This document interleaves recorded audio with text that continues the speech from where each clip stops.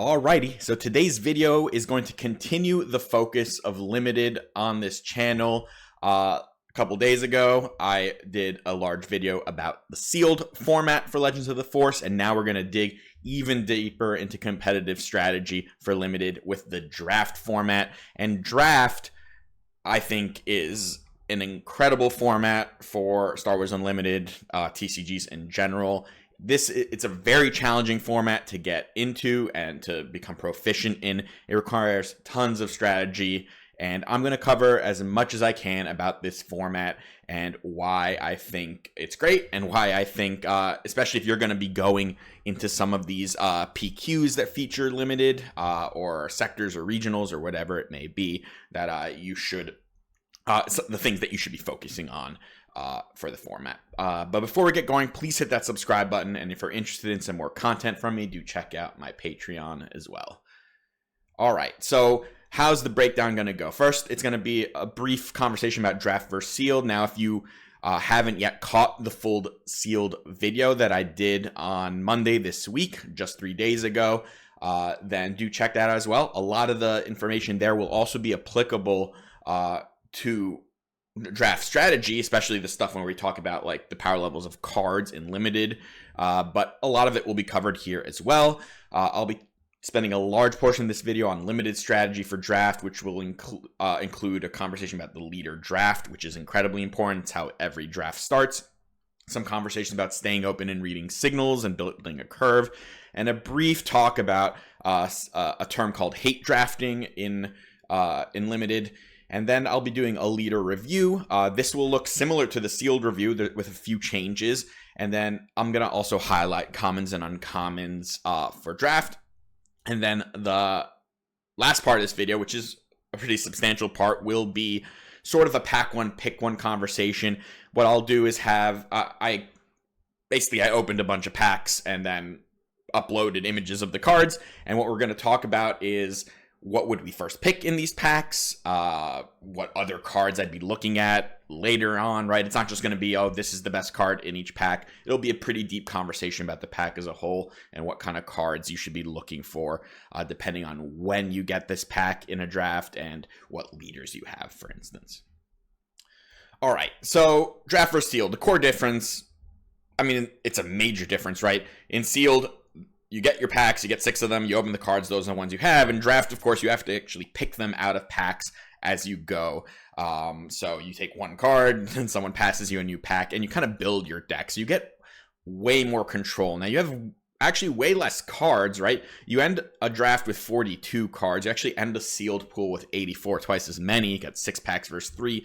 But draft decks tend to be more powerful, sometimes by a lot, than sealed pools, unless you open some crazy synergistic sealed piles. So why is that? It's because you get complete control over the cards you're taking. You get to build a curve, you get to build synergy, you get to build around certain leaders, and that is what makes draft, I think, a more skill-intensive format than sealed. Sealed, you're kind of at the mercy a lot of time of what you have, and the strat, like, what separates a good sealed player will be like the ability to identify which colors and leaders they should be playing based on the pool they have, knowing how a game might play out based on what pool they play. And then, of course, the gameplay itself, a good player will be a good player in either once they have the deck in front of them. But draft adds a whole nother element of deck building and strategy that revolves around the draft portion, and it makes it a very skill-intensive format.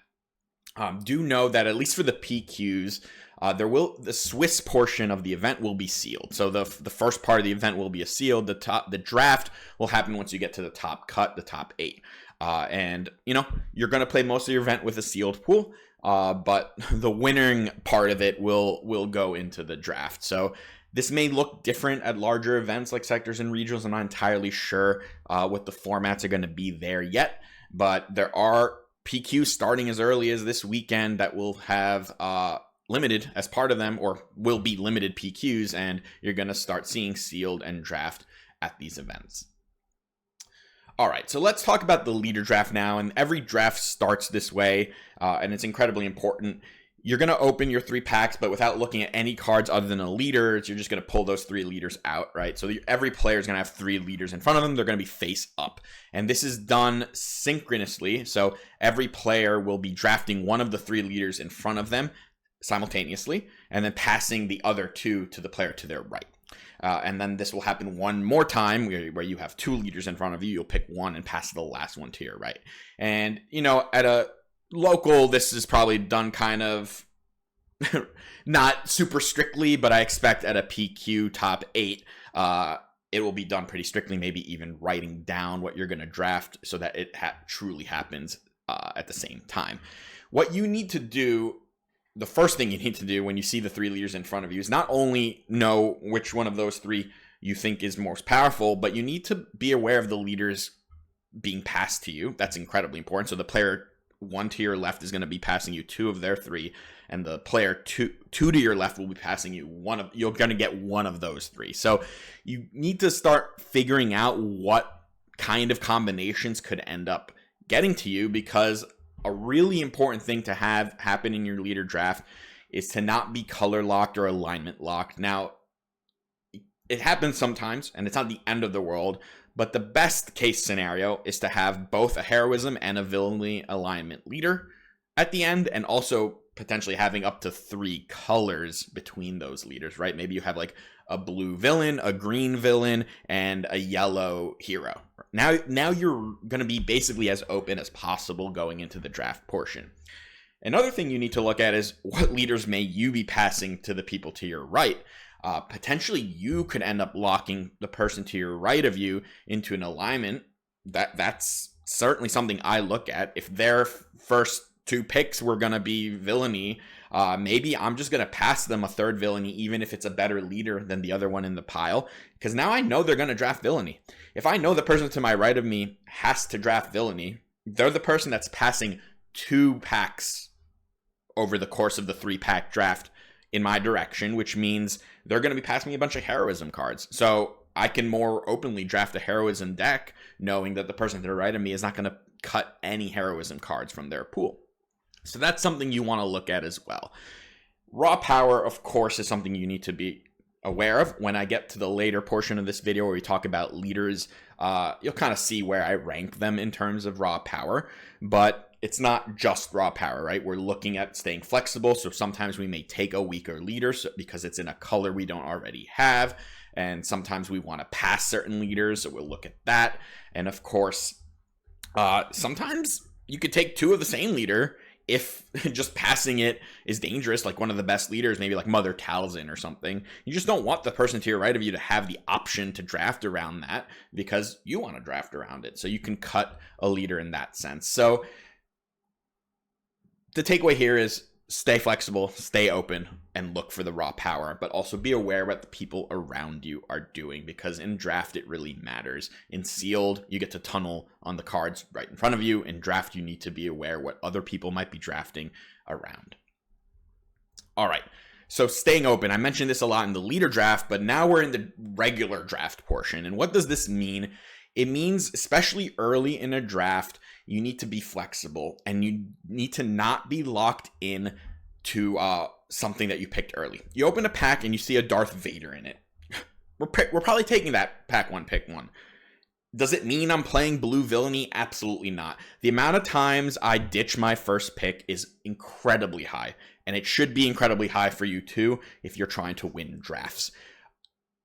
It doesn't matter. It's a sunk cost at that point. Don't just tunnel in because you picked something good and now you feel like you have to take everything blue, for instance, because you have that Darth Vader and you have to play it, and now you're just taking bad cards. The first few picks, I often will just take the best card possible or something that's incredibly flexible and powerful. So like a mono-colored card or a single aspect card or a single alignment card that I know will pair well with basically any leader I have or most of the leaders I have, right? The power level is not just a straight tier list. If it was, drafting would be incredibly easy. Or it'd be, if Darth Vader's in your pack, you take him. If Anakin's in your pack, you take him. And you just go down, 300 cards, and you just look at the list and you pick what's good. But it's not that. Sometimes a card that's worse than another card in a vacuum is better for your draft because it works better with the leader you have, or it keeps you more open in your colors, right? Let's say I don't have a green leader at all. What's better? A green card with a high power level or a blue card where I have 2 blue leaders with a medium power level? Can't answer that exactly all the time, but it's something you need to think about as you're drafting, because the answer is not just take the best green card, because now that card will only be playable if you end up in green. And now if people aren't passing you green cards moving forward, that card becomes a dead card in your pile of cards. And remember, you're only drafting 42, which means you're playing 30 of them. 12 cards, that's it. That's all the wiggle room you get in a draft, and you don't want to waste too many picks. So staying open means understanding when you should be taking cards that will, for instance, definitely make your deck versus speculating on more powerful cards that might not. And bombs, for instance, I mentioned this, like really good cards. Of course, they should be weighed more heavily, but do not tunnel on them and do not lock in so early just because you took a really good card. Darth Vader does not have to be in your deck just because you drafted him first. And I think it's very important to get that. That's incredibly important concept to understand in drafting, because see tons and tons of bad decks built around some very powerful cards, and you rather just have a bunch of good commons in a good curve than force a deck that isn't good just because you have a bomb in the color. All right, so here's like a few examples for staying open, right? At the top here, we've got a Itinerant Warrior, the 4/4 shielded blue heroism card, and next to it, Gungan Warrior, 3/2 shielded, restore 1 for 3. So Itinerant Warrior is a better card, no doubt. But Itinerant Warrior is double colored, right? It's a blue heroism, and Gungan Warrior is just heroism. And let's say I have 2 heroism leaders, maybe one of them is Obi-Wan, and one of them, I don't know, Rey, the red one. Neither of them are blue, so Itinerant Warrior certainly not only locks us into one of those 2 leaders because it's heroism, it would also basically lock us into a third color, right? We would have to play either Obi blue or Rey blue to end up with this Itinerant Warrior in our deck. And what if we don't get enough blue cards? That Itinerant Warrior becomes a dead card, right? Gungan Warrior is not as good a card as Itinerant Warrior, but no matter what, if we play either Obi or Rey, Gungan Warrior will be in our deck. It is certainly going to be one of the 30 best cards we play, and it's not color locked at all, which means we could play Obi. If we don't get green cards, but we get like blue and red cards, we'd be able to play it with Rey. No problem at all. So, that's great. Should we take Gungan Warrior or should we take Itinerant Warrior? It's going to depend a lot on the phase of the draft you're in. But do not just say Itinerant Warrior is better. I'm taking Itinerant Warrior. Yeah, that's example number 1. So another example here is Tyranitar versus Craving Power. And this one's maybe even cleaner, right? They both cost 5 and they're both green. Just one is green villain. In what situations may you decide to take Tyranitar over Craving Power? Of course, if you don't have a villainous leader, that's a no-brainer. But let's say you do. If your villainous leader is green, Craving Power, of course, works cleanly there. But Tyranitar does as well. The great part about Tyranitar is you'd be able to play it in your heroism decks too. So taking Tyranitar early, let's say this could be honestly a first pick sort of situation, right? We don't have any cards yet. We just have heroism and villainy leaders mixed in some combination. So Tyranitar doesn't lock you in at all because he can be played in either. And Craving Power, of course, would lock you in only to the villainy half of your leaders, or however many leaders you have in villainy. So it's something that you need to consider. What's the power gap between these cards? I do think Craving Power is a bit better, but actually not by much. So in many situations, I might opt to just take the Tyranitar and not lock in, but I'm also going to keep tabs on the fact that I just passed the person to my left of me a Craving Power. They might now be pulling into green villainy, which means I need to think about that in the future. And lastly, we can look at Secretive Sage versus Oldaka. This is also both blue. One is much more like close to bomb territory in Oldaka, especially if you have the synergy. One is just a very good 2-drop, one of the best common 2-drops in the format. And which one of these you'll pick will also depend on what stage in the draft you're at. Do you need more 2-drops? That's obviously going to be a huge factor. I do recommend 6 to 7 for the most part in most pools. So if you're really light on them in this point in the draft, even if you are in blue villainy, you might opt for the Secretive Sage. Versus early in a draft, if you just want to speculate on something with much more high power, you might opt for the Oldaka, especially if you have a few 2 villainy leaders where you're not going to be so tunneled into one color. The point I want to highlight here is mainly that the cards on the left are not as good as the cards on the right, but there's many situations, let me rephrase. Gungan Warrior, Tyrantotech, and Secretive Sage are not as powerful as their counterparts like Itinerant Warrior, Craving Power, and Oldaka listed here. But in many situations, you will take the weaker card overall because it keeps you more flexible in your draft, or it fills a more important role in your curve. And that is something really important to think about as you're drafting. All right, reading signals. So this is a really challenging thing, and it's only going to happen with a lot of practice, but you need to pick up on what things people are drafting around you, and this happens by understanding power levels of the cards, the individual cards in the packs, right? First of all, you need to be aware of what leaders around you people could be drafting around, and which ones would they be more likely to draft around, right? When you have someone to your right of you with an Obi-Wan leader, and then like a couple way weaker leaders, maybe you should consider that they're probably going to be playing this green hero as long as they have the cards for it. Once you understand card power levels, you start understanding what it means when you get past certain cards, right? It's 4th pick and you get past an 8th brother. That should set some alarms in your head that the 3 people to your right of you probably aren't drafting green villain. It doesn't completely mean that. Maybe there was another very good green villain card. Maybe there was a Craving Power in one of those packs and someone took that.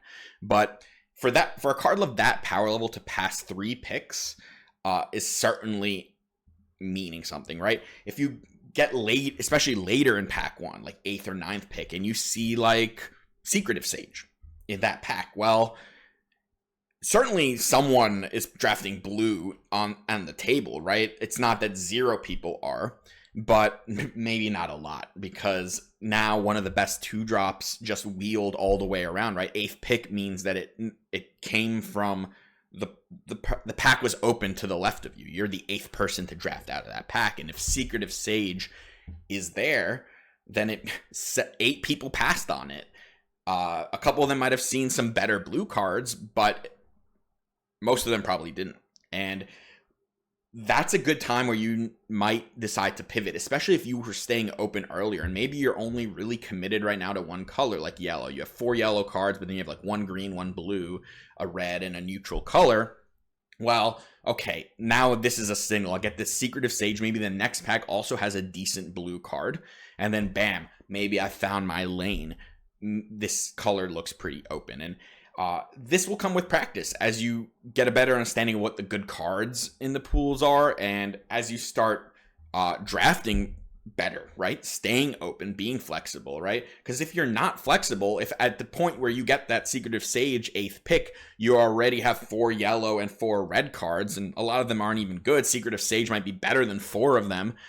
You might not even be looking at that blue card. You might be so tunneled into your red-yellow deck that you don't consider that blue might be the right thing to move into, right? And this always comes back to being flexible.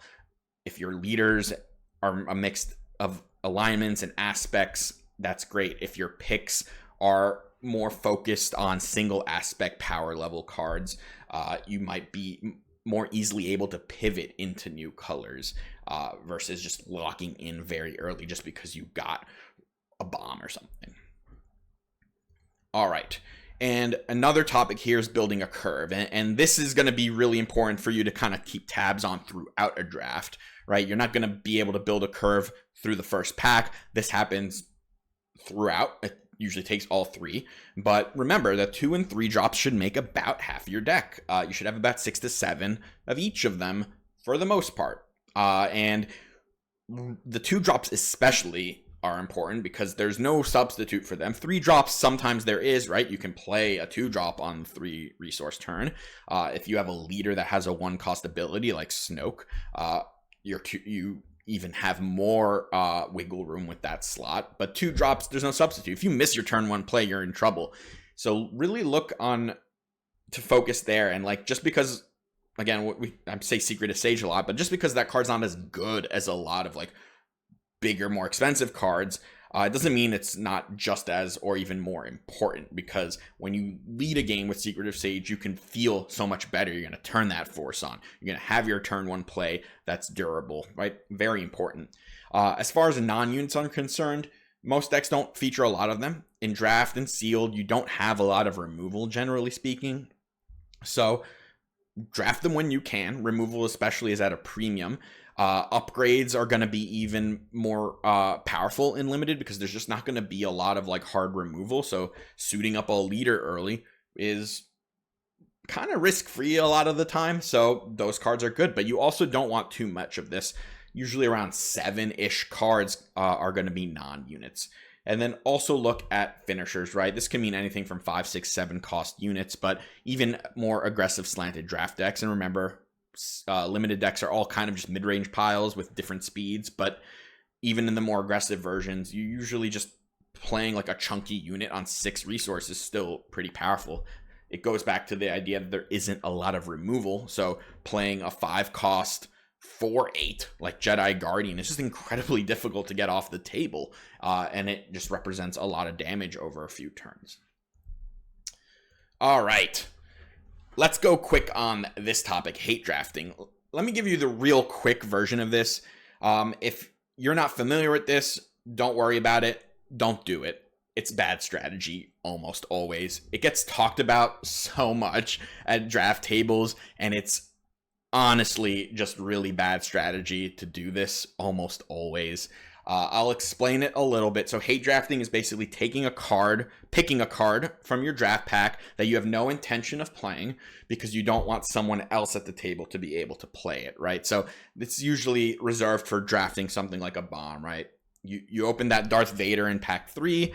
You're not playing blue, but you don't want someone else to play that Darth Vader, so you take it. Basically, this is bad strategy, and you shouldn't do this. There are some exceptions, but let me try to explain why it's bad strategy.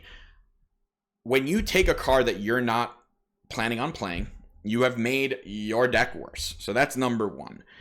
You've made someone else's deck worse also, but not as worse as you've made your own, because you've just drafted a 0 out of 10 for your deck, right?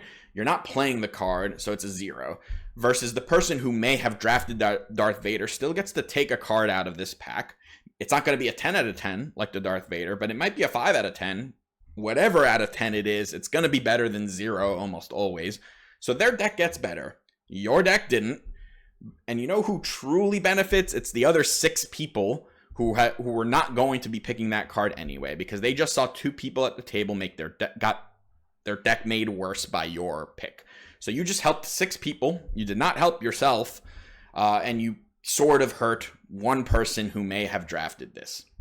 There's no guarantee you were ever going to play against this person that was going to draft that Darth Vader. There's no guarantee their deck was going to be good just because they had Darth Vader. And even if their deck was going to be good, there's no guarantee it was going to be better than yours.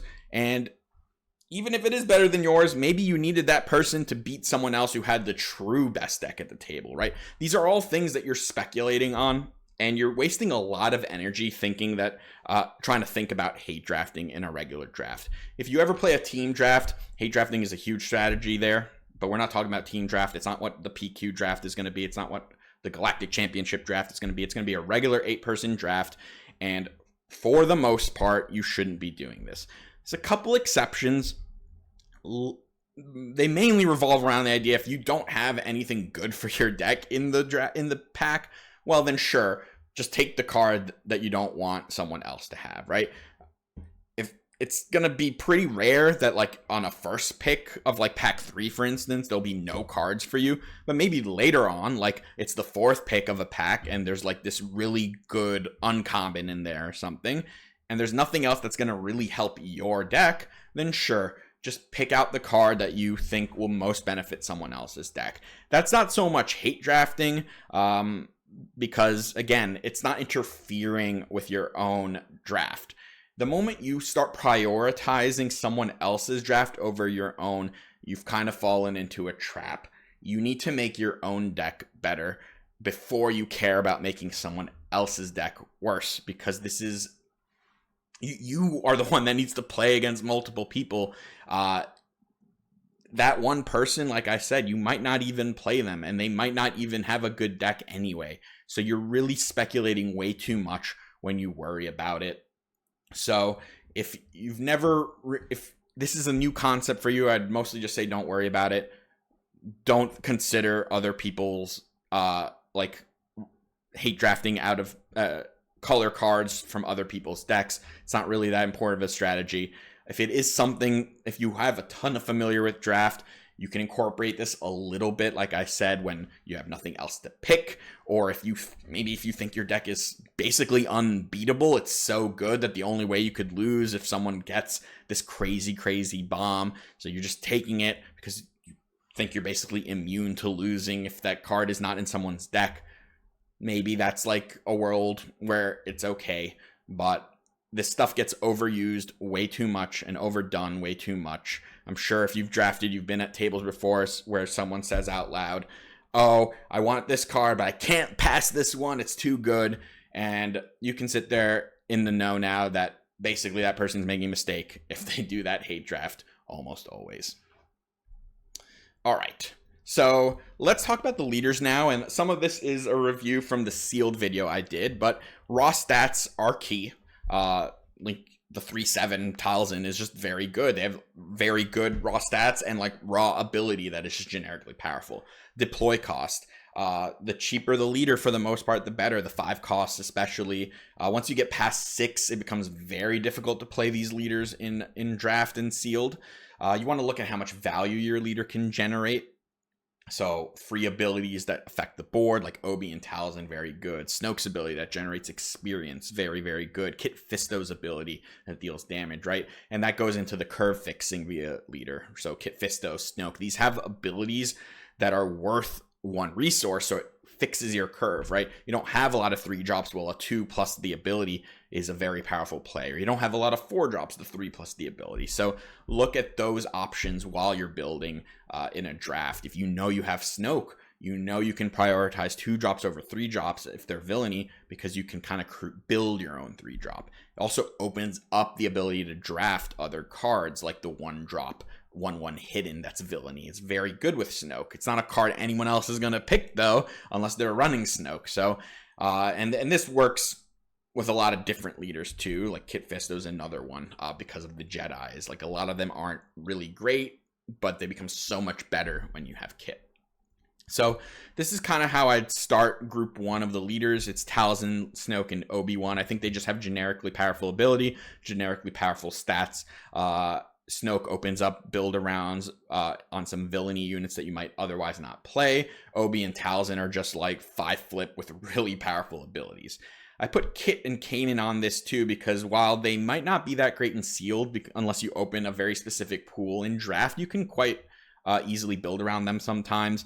Kit, especially the Jedi stuff, there are a lot of them, and if you can build a good Jedi curve, have like most of your 2 drops be Jedis, for instance, his ability is incredibly powerful. 1 cost to deal 2 is no joke.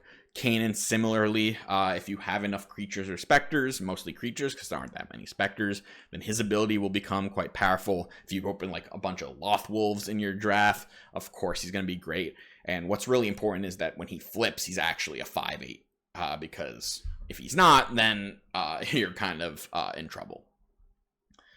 I then have in Group 2 Cal, I think a bit ahead of Grand Inquisitor, but Cal's the only 4-drop leader in this set, so he poses a problem for basically everyone else unless you're playing a mirror match, in that you are always going to get ahead on turn 3. He makes a really good target for carrying lightsabers and stuff because, again, there's not a lot of hard removal in this set. There's certainly not a lot of upgrade removal, so he can kind of snowball games that way.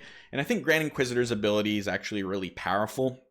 It's not as good as like Jin's from set 1, where Jin was probably the best leader in set 1 draft, but it's still a really powerful board altering effect. It creates really powerful trades. His body is not great, but 3/5 shielded with the effect that he still has does mean that he will be able to trade effectively, try to keep momentum on board. So don't sleep on GI. He's not a bomb, but I think he's probably better than these 4, who honestly aren't terrible. Like, these won't kill you if you have to build around them. They're just not great. They're just kind of filler leaders. You're going to play them if you need their color, for instance, or if you need their alignment. But yeah, Third Sister, Ahsoka, Barriss, and Morgan, they're nothing special, but they're not bad. And then this is the pool where you really can't really play these. Kylo and Rey, I mean, they're 7 costs. Kylo's like virtually impossible to build around in this format. They're very slow, coming out at 7. You can get run over before that even happens. Avar, similarly, I think it's very difficult to get her out before 7 or 8. Even 8, even 7 could be difficult sometimes.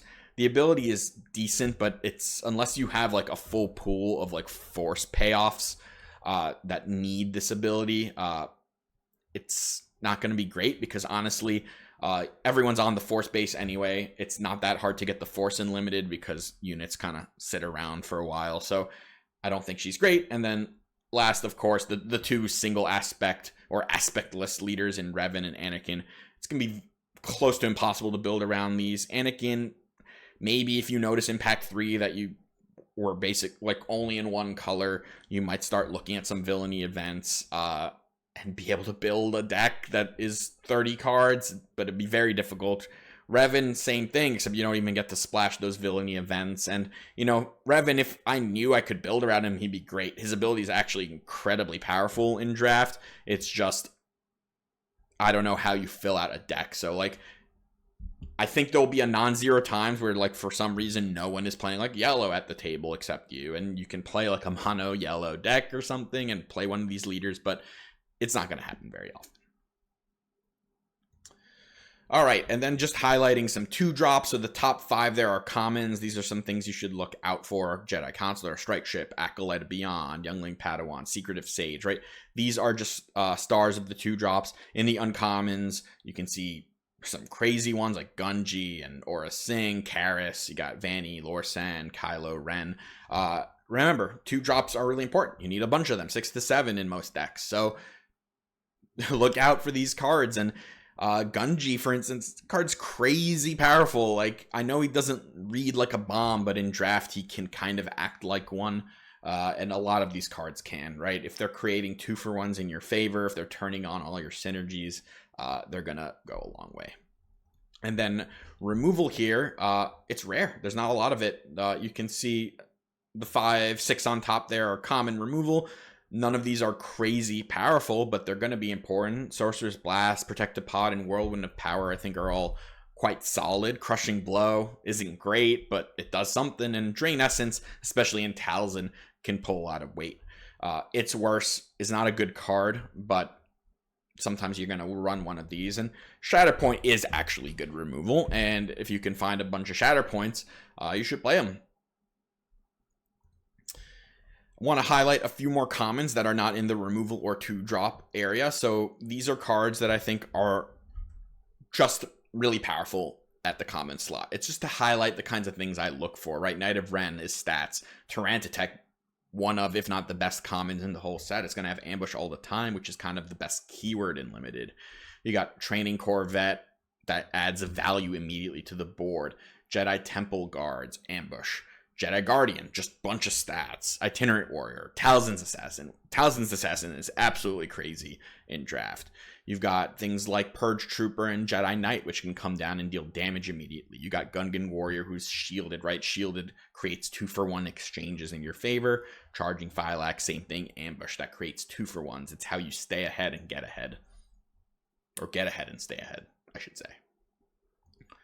And then in the uncommon slots, these are kind of like, a lot of these are true bombs like Depa and Eighth Brother, but a lot of these are also just like incredible rate units like Ezra and Chirrut. You got Maz Kanata, very good if you have a curve that starts with Force units. Mace Windu, maybe the best uncommon, certainly in the running. Old Daka, especially if you have things like Talzin's Assassin, is completely pushed. Kiadi, we know how good that card is. Shin Hati, one of the best just pure rate stat 3 drops possible. Stinger Mantis, Kelleran back. I mean, Kelleran is fantastic, but he's actually kind of slow sometimes in draft. So that's something to highlight here as well, that once you get later in the game, you need things to really be impacting. And Kelleran certainly does that because he puts infinite stats into play, but he's not going to catch you up often if you're behind. All right, so now we're going to get into the pack simulator, and how this worked is I opened 3 packs at once and just put the leaders in front. So you can see for pool 1 here, it was Talzin, Obi-Wan, and Morgan Elsbeth. There was no leader draft because I did this alone. So I'm going to pretend there was a leader draft, and those were the 3 that I picked. After that, we're going to go through the 3 packs. I have all the cards kind of listed out, and I'm going to talk about why I would be drafting what I would draft, go over which cards in each pack I think are powerful, and yeah, we kind of build from there. I did 4 of these pools, right? So we're going to have 12 packs to review, but each 3 packs, I will then swap out the leaders for the next 3 leaders that we got in the pack. So like I said, pool 1 was Talzin, Obi-Wan, and Elsbeth. Now Talzin and Obi-Wan are 2 of the best leaders, so that's already an excellent start. Morgan gives us a little more villainy flexibility, so if we don't end up in blue villain, we still have the option of doing like a green X villain deck. So it's not the most flexible pool, right? If we had a 3rd color instead of Morgan, it would have been even more flexible because it means we would have been able to stay open with more colors, but this is still a really good leader. Like if this is the end of your leader draft, you should feel pretty good about that. So let's take a look at the first pack. So here we have a decent one. This isn't a fantastic pack by any means, but there is a couple cards here I want to shout out. First of all, Aurra Sing. This is one of the best 2 drops period in the set, especially at uncommon or common. We got Vanny also. Not quite as good as Aurra Sing, but a very sturdy unit. Much better when you're playing with a Snoke leader, though. We have Whirlwind of Power, which is a really solid removal in general, and it's in blue. And Strike Ship is another really solid 2-drop. Outside of that, there's not a ton of high value cards. I think Calm in the Storm is a decent event. It's certainly not something I would first pick here. Mynock is a 2-drop. That's whatever. The legendary Zuckuss, completely useless. And then a few filler cards like Praetorian Guard or Revenging Gundark. But overall, where I'm at here is I look at the removal Whirlwind and one of the premium 2-drops. Now, this is where the color situation's a bit troubling, right? Aurra Sing is the best card in this pack, but we don't have a yellow leader, especially a yellow villain, right? So it means if we're going to play Aurra, we would end up either in a Talzin yellow deck or a Morgan Elsbeth yellow deck, right? It is decently flexible, though, because we do have 2 villains. Vanny is even more flexible because we already have a green villain, but it's not as good of a card as Aurra Sing. And then lastly, Whirlwind of Power, which is not a 2-drop, but because this, first of all, fits cleanly with Talzin, right? It's on color, but it also is a card that could work in an Obi deck because it's not villainy locked like the 2-drops in this pool. So if I was picking right now, it would really be between Aurra Sing and Whirlwind of Power. Aurra Sing being the better card, and but also like way less flexible, right? It can only work in 2 of the decks, and even if we end up in a villainy deck, it might not work. Whereas Whirlwind of Power could work in all of them. It is very clean fit with Mother Talzin, and it might edge out because of that. I do think the card is quite powerful. There's enough force units to make this a 3-cost, give -3/-3, which is a really powerful effect. So I'd probably lean Whirlwind, but I'm still heavily considering the Aura Sing if I was picking first. And like I said, the other top cards here are like Strike Ship, Vanny. All right, pack 2, which is going to feature the same leaders, is featured here, and we got a Mace Windu in this pack, which is easily the best card in this pack. But we also have a Chirrut, who is also very, very good and also not locked color-wise the way Mace Windu, right? Mace Windu is a very inflexible pick here because it's heroism. We only have one heroism leader, and that's Obi-Wan, which basically means the only way we play Mace, especially for 6, is if we're playing a green-red heroism deck. Sorcerer's Blast is another card to call out here. It's a very good removal. It would work with any color. Gungan Warrior, mentioned this earlier. It's a really good card. It would work only with the Obi, though, so a little narrow. If we had like 2 heroism leaders, it'd be a little more flexible. Jedi Starfighter, if we had a Kit Fisto deck, it would skyrocket up in the rankings. And then the N1 Starfighter is also a solid 2-drop. Also can even shout out the Dooku. He's just a solid 4-drop unit. So this is a high power level pack. And if I was picking early, right, if this is a pack 1, I would be looking either at the Mace or the Chirrut. Mace is just such a phenomenal card. But Chirrut is incredibly flexible. It would work with Talzin. It would work with Obi. It would work with Morgan, right? It would be a really good card in any of those decks, whereas Mace would only be good with Obi. And then even if we ended up in an Obi deck, we might not be able to play that Mace. So Chirrut would probably be my first pick, but there would be, after some of these really, really high premium cards like Chirrut and Mace Windu are gone, I would be looking at something like Gungan Warrior because it's so flexible. Sorcerer's Blast as well, being a cheap removal, is really good. And then the third pack for this trio, this one, not so strong of a pack, if I'm being perfectly honest. We have Kylo Ren here, just a solid 2-drop, not fancy or anything, but he's force traded. He would turn on the Talzin. It's really good in that sense. We have both Jedi Holocron and Sith Holocron. One of them was foil, so that's kind of funny. Sith Holocron's decent. Jocasta is a decent 3-drop, nothing special, but like solid. Certainly a card I would play in any heroism deck. Jedi Guardian I think is a pretty premium common actually, but again, because we only have one heroism leader and he's green, it's not a particularly flexible pick. So here I think it's pretty simple. I would take the Kylo. It would work in either villainy deck. It would be especially good with Talzin because he would turn on the Force, and he's just a 2-drop, and 2-drops come at a premium in limited. All right, next pack. The leaders here not quite as good, but they're very flexible. We have Third Sister, Obi-Wan, and Ahsoka, so we're featuring 3 different colors. We have both alignments, so I'd be pretty happy with this. Obi-Wan, of course, a fantastic leader. The other 2 aren't great, but they're fine. So let's look at this first pack. We have Craving Power here is our rare. Not a particularly flexible pick because we only have one villainy leader, and she is not green.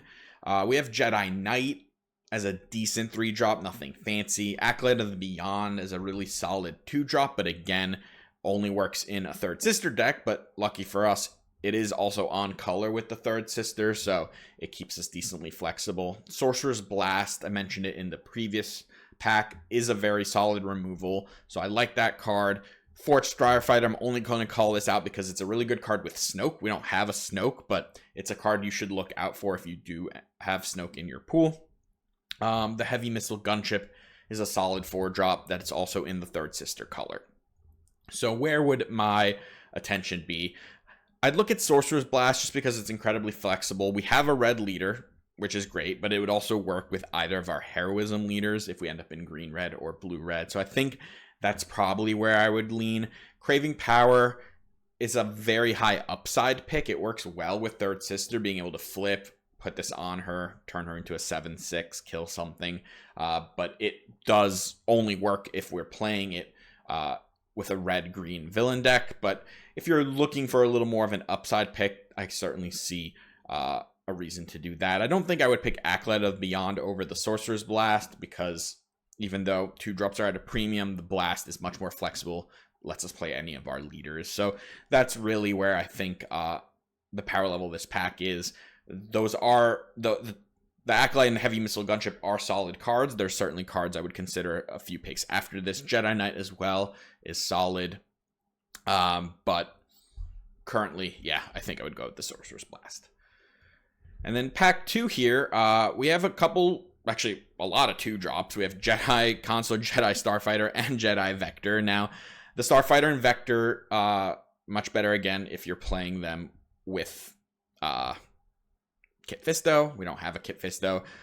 Consular is just really good in general in any of these hero decks. So he would be my pick out of the 2-drop slot here. We have Gungan Warrior, who is really solid. He would work cleanly with Obi or Ahsoka, but because we have Jedi Consular in this pack too, who already works incredible, even like just as flexible as the Gungan Warrior in the Obi deck, because we have the green, I think I would rather just pick him over Gungan Warrior.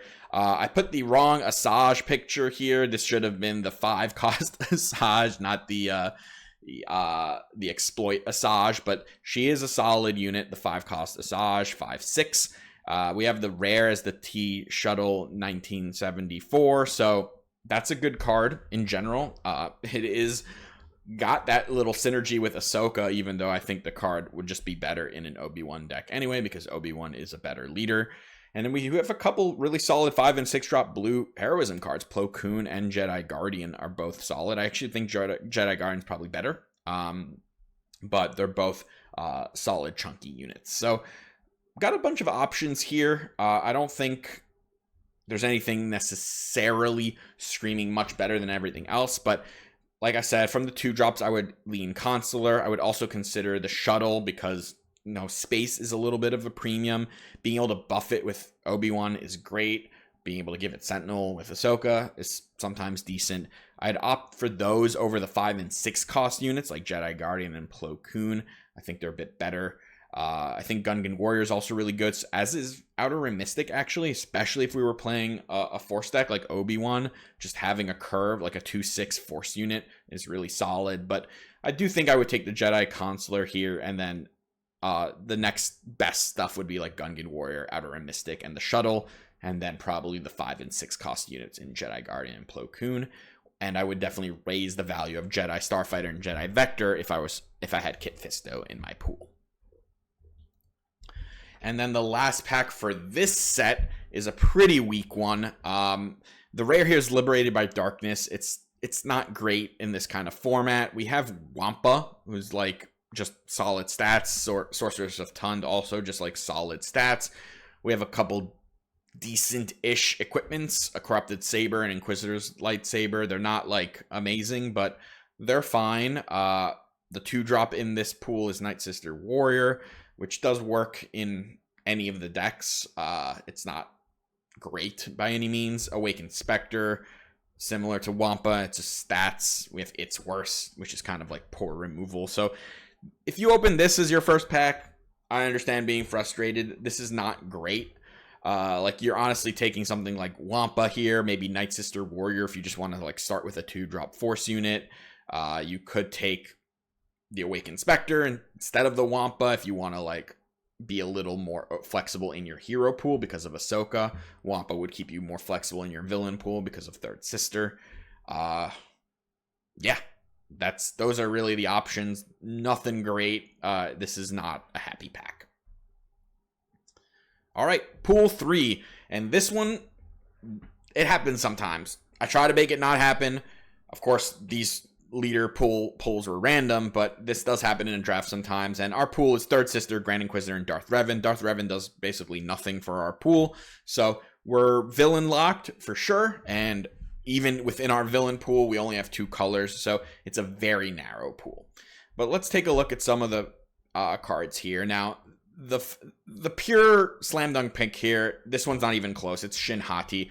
It's an incredibly pushed uncommon, and it's in the color, right? We have Grand Inquisitor, who I think I'd prefer to play over Third Sister, so it's the pick, no question. But there are a few other call outs here. Acolyte of the Beyond is a solid 2-drop. It's a card I would be considering if Shin Hati wasn't here. Lightsaber Throw is very niche removal, but it's probably not something I would pick early, but it's something to keep an eye out later, especially if you've drafted a few lightsabers, because if this is online, it's really, really powerful. But you probably need about 4 lightsabers in your deck for it to go off. Another decent card, Adept of Anger. The card's actually decently annoying, and it has the Force trait, so it's going to turn on your Force synergies. Because it's a 1 cost, it's another one to mention Snoke with. It's a very good card with Snoke, but it's actually playable in basically any Force deck. Drain Essence is a decent card. Gifted Urchin, not a great card by any means, but it's one that you're probably going to end up in some decks just because it's a 2-drop with the Force trait. But here, Slam Dunk, Shin Hati. Acolyte of Beyond would probably be the next card I would pick here. And then, yeah, Lightsaber Throw, keep an eye out. Adept of Anger. These lightsabers, they're not bad, especially on these 5-cost leaders. Like, I would like to play a Corrupted Saber in this GI deck if it, like, wheels to us, for instance. Like, it might be a card that makes it back to us from this pack. Inquisitor's Lightsaber as well if we end up in green. Like, it's really good to suit up these 4 and 5-cost leaders. Pack 2 here, much better than the previous one. We have both Tyrantotech and Eighth Brother. These are absolutely crazy cards in draft. Ambush is just the best keyword, period. I would take Eighth Brother over Tyrantotech here just because we are already villain locked. If we had a hero heroism leader, there's a good chance I would opt for the Tyrantotech over the Eighth Brother. It keeps us a little more flexible, but here, no questions asked, it would be Eighth Brother over Tyrantotech. A few other decent cards, Jedi Starfighter for Kit Fisto. Yeah, Night Sister Warrior again. It's not a good 2-drop, but it's one that will probably make some of the decks. Wampa is a decent statted unit, but the true highlight are the 2 green cards there, and that's where I would go. And I don't think there's much else to really consider here. As for the last pack, some decent stuff. Corrupted Saber, fantastic. So Slam Dunk would be the pick here because it works with any of the leaders we would play. They're all Force traded. It's a very, very good upgrade. But there's a lot of other good cards here. Itinerant Warrior. Of course, it's not something we would pick when we have a full villainy pool, but it's a very, very good 4-drop. Jedi Temple cards is also really solid. That Ambush lets you finish off units that may have like stuck around from turn 1 or 2. And it usually can survive, picks off something small, and then also gives you the Force trait. It's Force with Ambush, really solid. Curious Flock, not a first pickable card, but it's a solid curve filler for decks to have. It actually gets better later in the game. Like as a 5-cost 5/5, it's actually like decent on rate. The Blue Squadron Assault Wing is actually also a pretty decent on rate unit. 5/5 raid 1 in space for 5.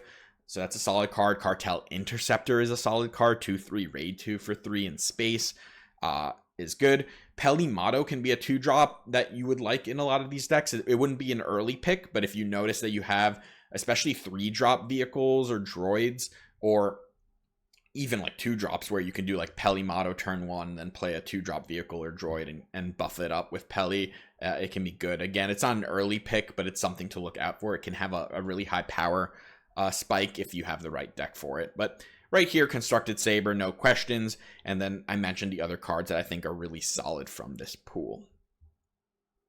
All right, the last pack. We've got Cal Kestis and Kit Fisto as heroism leaders, and then Kylo Ren as a villainy. So I'm almost certainly going to be in a heroism deck when something like this happens, because I don't think Kylo is great. But he is a backup plan. If we do notice that we are just being fed a bunch of villainy cards, maybe a few people to the right of us are drafting heroism, we at least have this option to move into a villainy deck. And then we can also keep an eye out for maybe just getting past a bunch of upgrades, especially in his colors, right? We don't want to play a bunch of off aspect upgrades. It makes his flip unreliable. But ideally, we're going to be either in a Kit Jedi deck if we get past that, or an aggressive Cal deck. We're going to look for upgrades to put on either Kit or Cal regardless. And we have this backup plan of Kylo. But here is pack 1. we have some decent stuff here. We've got Lor San. He's a solid 2-drop. Now, he doesn't have the Force or Jedi trait, so he's not going to, like, do much in that regard, but he's still a really good unit. Vulptex is basically a worse version of him, but also, you know, 2-drop 3/2 hidden is fine. Strike Chip, we're not going to take it. Just want to call it out. And then we have some decent 3-drops, actually. Jedi in Hiding and Fallen Jedi. Of course, once again, I'm not going to pick the Fallen Jedi. I'd much rather take Jedi in Hiding because it lets us play into the heroism pool. But Fallen Jedi is a solid card. We also have Luthen Rail. We don't have any items yet, but he's already good, even just as a 4-drop. So it's something to definitely consider. And then later on in the draft, we can prioritize finding some item upgrades to make him more reliable. But again, I even mentioned Wampa earlier as like a 4/5 kind of vanilla. That's already good enough. And we do have a legendary. It's Leia. She's okay. I don't think I would first pick her here, but this is one I'm actually gonna tell you straight up. I'm not entirely sure of. I haven't like actually had Leia in a draft pool, so I don't know how it kind of works out in game. There is a chance it's just really good, maybe even in a Cal deck where we can like establish our board early because we have an early leader and we're gonna have the Force. We just play her on that 5 turn, bring her to the ground, and push a bunch of damage. And the more I talk about it, the more I actually like that particular interaction, especially because we have this cheap leader to play around with, who will almost certainly guarantee we get the Force leading up to the Leia turn. So I would take her over like something like Lor San because, again, we don't have a green leader anyway. So if we're gonna lock us into green, I think I would take the upside of Leia over it. The more like low to the ground, safer picks are Jedi in Hiding and Luthen. Jedi in Hiding, of course, is a Jedi and in red, so it makes that kit deck a little sturdier if we're gonna opt to roll that way. And Luthen is just a really solid unit on rate, where if we get him early, we can start looking for some upgrades. So for me, right now, it would be between Jedi Hiding, Luthen, and Leia. And because I haven't tried it yet, I would probably like currently look to see if I can explore that Leia synergy, see if it works out. But if not, it would probably be Jedi in Hiding because I think it's just a safer pick. It would work with either a Cal deck or a kit deck, especially a kit deck. And a couple other callouts here for the Force Starfighter. Again, for Snoke, Drain Essence is just a solid-ish card. Not first pick, but a decent one. All right, pack 2. What do we got here? So we've got 2-drop monsters in this pool. We've got Gungi. It's probably the best. We've got Lothwolf. I wouldn't take it over Gungi for this pool because Gungi's a Jedi for kit. Gungi is more aggressive for a Cal deck. So Lothwolf, though, would be incredible with like a Kanan leader. We have the N1 Starfighter, just a solid 2-drop. I wouldn't take it again over Gungi, even though it's on Cal's colors, because Gungi is just so good. And because we have 2 different heroism colored leaders, Cal and Kit, I think taking a green card isn't the end of the world. If we only had like one, if like that Kit was like a villainy leader, I might take the Starfighter over Gungi just because it would more cleanly fit into a Cal deck. What are other good cards we have here? We have Night Saber, fantastic card with either of these heroism leaders. We have another Jedi in Hiding. We have Quinlan Voss. Quinlan, for the most part, though, I know it has a bunch of fancy text, is just a 4/5 Jedi Force unit for 4, which is very good, but I don't expect his ability to trigger too often in a draft. We also have Protect the Pod, premium removal in green. We have a Balin Skull, not a card that we would run here, but he's also decently solid pick if we were in a villain pool. So this is a pretty stacked pile of cards. I'd probably opt for the Gungi. I think there's a world where even Night Saber you can heavily consider because suiting up a Cal on turn 3 can be a very difficult thing for your opponents to deal with. Jedi in Hiding, again, and Quinlan are both considerations, especially because they're both red. We have a Kit Fisto. But overall, I do think the Gungi is just so good that I would go in that direction. But this would be, I expect even when this pack comes back, for our second pick from this pack, that there'll be a decent card to pull out of here, because even like the lower picks here, like Longbeam Cruiser and Ravaging Gundark, are decent playable cards. And the last pack for Pool 4, which is also just going to be the last pack, biggest highlight here is probably the Tyranitar. Again, he's green. We don't have a green leader, but he's just single aspect. He would work with any of our leaders. We have Cartel Interceptor, which is a solid 3-drop. I wouldn't take it over Tyranitar, but it's really good. We have Kit Fisto's Aether Sprite, which is on color with Kit, right? So it's a little more flexible than Tyranitar, because even though Tyranitar stays flexible with our Kylo leader, we don't really want to play Kylo, so Kit Fisto is more flexible. Probably not as good as Tyranitar, to be honest, but a big giant space Jedi is really good. Jedi Guardian is also a really solid 5-drop, so I think the moral of this pack is that the 5-drops are the best cards. Lightsaber Throw, I've mentioned it before, is a solid card later in a draft once we know we have some lightsabers. And, you know, there's a good 2-drop here in Exegol Patroller. We're not able to run that in our deck, but it is a decent one. Calm in the Storm is a decent card. Even the 3-drops, Tauntaun and Tusken Tracker and the Banking Clan Shuttle for that matter, and the Cartel Interceptor, they're all solid 3-drops. But I would really be between the Tyranitar and the Kit Fisto's Aether Sprite. And, you know, it's pretty close because Kit Fisto, again, it's a Jedi card. It keeps us most flexible with our hero pool because we can play red hero with any combination, whereas Tyranitar does lock us in a little more. But Tyranitar, I'm telling you, might be the best common. If not, it's like the second best common after Talzin's Assassin. It's a very good card. So that's a tough one, and it really could go either way. And one more to shout out here is the Grappling Guardian. He's not amazing, but the fact that this comes down and basically kills any space unit can be especially powerful if your opponent has some space bombs. Even like something like the Kit Fisto's Aether Sprite just gets eaten by this Grappling Guardian. So something to consider there later in drafts. But yeah, I'd probably just go Tyranitar, but Kit Fisto's Aether Sprite is certainly tempting. So that's the end of that. Let me know what you think. I'm really excited for Limited, hoping you are too. Now that it's going to be part of the competitive circuit, probably will try to feature it a little more. Limited videos do tend to get less views than Constructed. It's why I haven't made a ton of them, but I really like the formats, especially draft, so hope you do too. Let me know if you would have drafted any of the cards differently from those packs. Interested to hear your thoughts. And yeah, any feedback about Limited videos in general, open to hear them. And until next time, take care.